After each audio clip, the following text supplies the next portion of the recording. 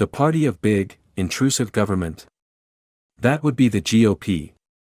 House Speaker Kevin McCarthy went to Wall Street on Monday to reiterate the Republican Party's threat to wreck the U.S. economy by engineering a default on the country's debts unless its vague demands for spending cuts are met.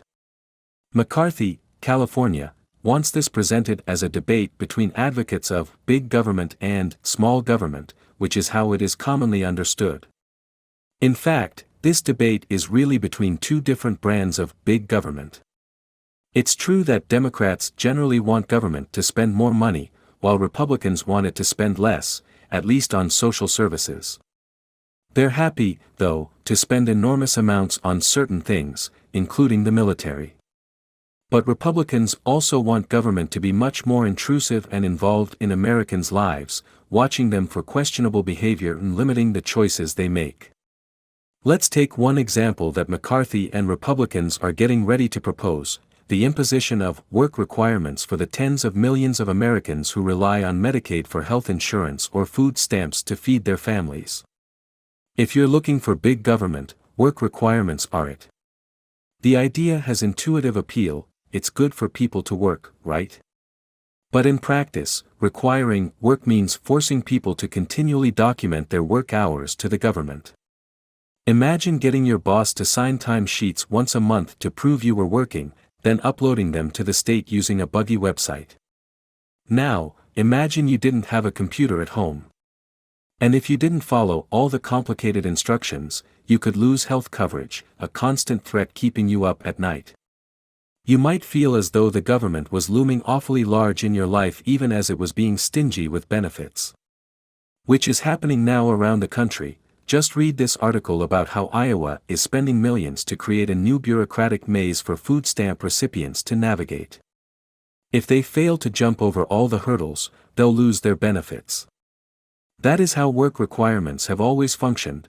They're a tool to kick lots of people off their health coverage or their food assistance, but what they don't do is get anyone working in a way that benefits them.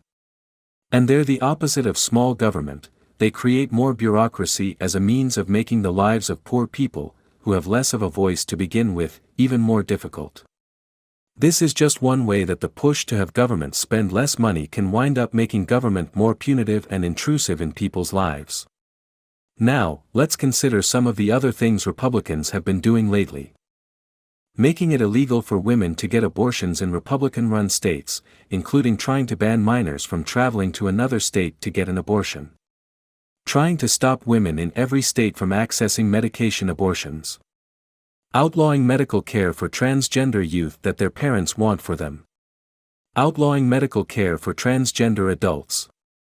Banning drag performances. Banning websites Republican legislators don't like. Banning books from schools and public libraries. Forbidding discussions of systemic racism in schools and universities. Banning diversity efforts in higher education. Attempting to make it illegal for fund managers to consider environmental, social, and governance goals in some investment decisions. Making it unlawful for liberal cities in conservative states to pass their own laws according to their residents' wishes. Going after individual companies that don't toe the conservative line. In most of these cases, there isn't much question of how much money the government is going to spend, at least not directly. After all, banning books costs almost nothing. It's certainly cheaper than educating children. But a party that actually believes in limited government doesn't tell you what you can read, what you can say, what clothes you can wear, or what medical care you can get. There's a good case to be made that the GOP never really favored limited government. It has always been an idea Republicans apply only to goals and purposes they don't like in the first place, just as they only begin complaining about the deficit and debt when Democrats are in power. During his Wall Street remarks, McCarthy used the word spending more than 25 times, often modified with words such as reckless, excessive, and out of control. That's how he would like to portray government when it's trying to provide things such as health coverage or food, a gigantic, lumbering beast, squashing your freedom under its massive weight. But spending money isn't the only thing that makes government big. Today's Republicans have a vision of a government that provides fewer social services but is vastly more invasive in everyone's lives. You can call it many things, just don't be fooled into thinking it's small.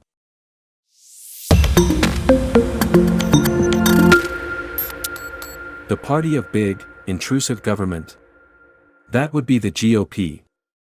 House Speaker Kevin McCarthy went to Wall Street on Monday to reiterate the Republican Party's threat to wreck the U.S. economy by engineering a default on the country's debts unless its vague demands for spending cuts are met.